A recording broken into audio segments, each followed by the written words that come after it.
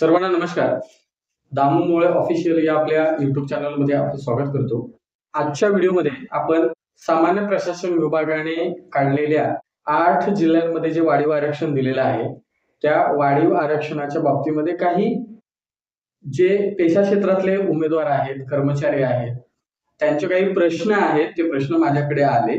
काही मुलांनी मला मेसेजेस केले, फोन केले की हा जो पेशा क्षेत्रातला GR आहे त्याचा नेमका अर्थ काय आणि पेशा क्षेत्रातल्या आपल्या पदभरतीमध्ये त्याचा फायदा आहे की तोटा आहे याच्या बाबतीमध्ये त्यांनी मला विचारलं आणि हा प्रश्न जेन्युइन बाकीच्या पेशा क्षेत्रातल्या उमेदवारांमध्ये असू शकतो आणि म्हणून हा छोटासा व्हिडिओ आहे. तर मित्रांनो, तुम्ही माझ्या चॅनलला नवीन असाल तर चॅनलला सबस्क्राईब करायला विसरू नका. आपण व्हिडिओला थेट सुरुवात करू.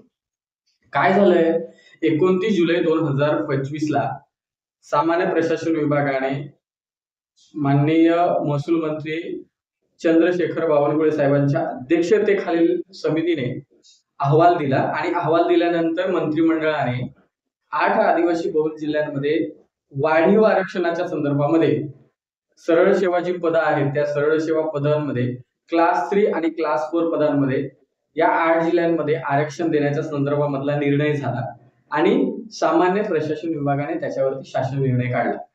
आता या शासन निर्णयामध्ये 8 जिल्ह्यांमध्ये त्या भागामध्ये असलेल्या लोकसंख्येनिहाय रिझर्वेशन दिलेलं आहे. आता मी मागे बोललो की 2001 च्या आरक्षण अधिनियमामध्ये बदल करून या 8 जिल्ह्यांमध्ये तेथील लोकसंख्येप्रमाणे आरक्षण दिलं जातं. आता एक तर एवढं लक्षात ठेवा की हे जे रिझर्वेशन आहे हे रिझर्वेशन क्लास 3 आणि क्लास 4 साठी. हा एक पॉइंट क्लिअर करा. आता पेशा क्षेत्रातल्या उमेदवारांना हा प्रश्न सतावतोय की हे पेशावाल्यांसाठी लागू आहे, कारण पेशा क्षेत्रातला विषय माननीय सुप्रीम कोर्टामध्ये प्रलंबित आहे.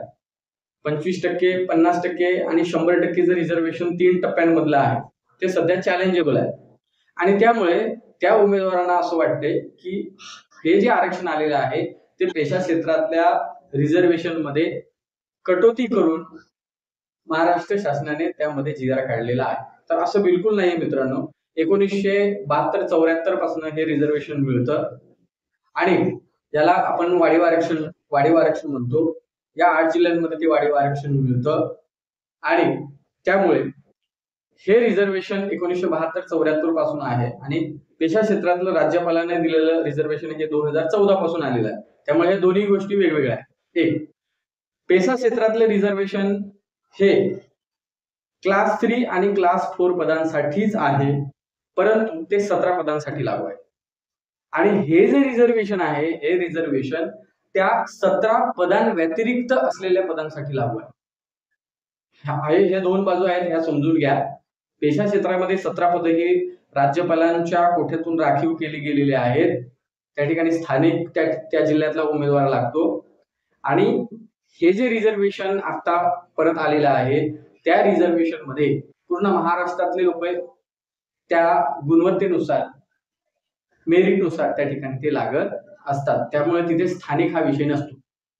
17 पदांना स्थानिक हा विषय आहे आणि 17 पद त्यासाठी बांधील आहेत किंवा 17 पदांना ते आरक्षण लागू आहे. हे 17 पदांना लागू होत नाही. हे 17 पदांव्यतिरिक्त क्लास 3 आणि क्लास 4 पदांमध्ये हे लागू होतं. आता आपल्याला माहिती आहे की 13 जिल्ह्यांमध्ये शेड्यूल एरिया आहे. शेड्यूल एरिया आणि नॉन शेड्यूल एरिया.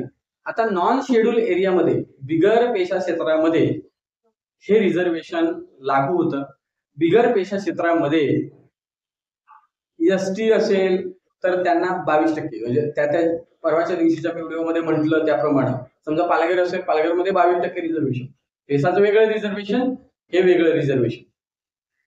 आता नॉन पेशा म्हणजे पेशातल्या उमेदवारांना एकाच जिल्ह्यामध्ये 2 पदं मिळतात. शिक्षक भरतीचा आपण जर विषय केला तर नॉन पेशामध्ये त्यांना 22% रिझर्वेशन प्रमाणे जागा येतात आणि पेशामध्ये 25, 50 आणि 100% आरक्षणानुसार जागा येतात.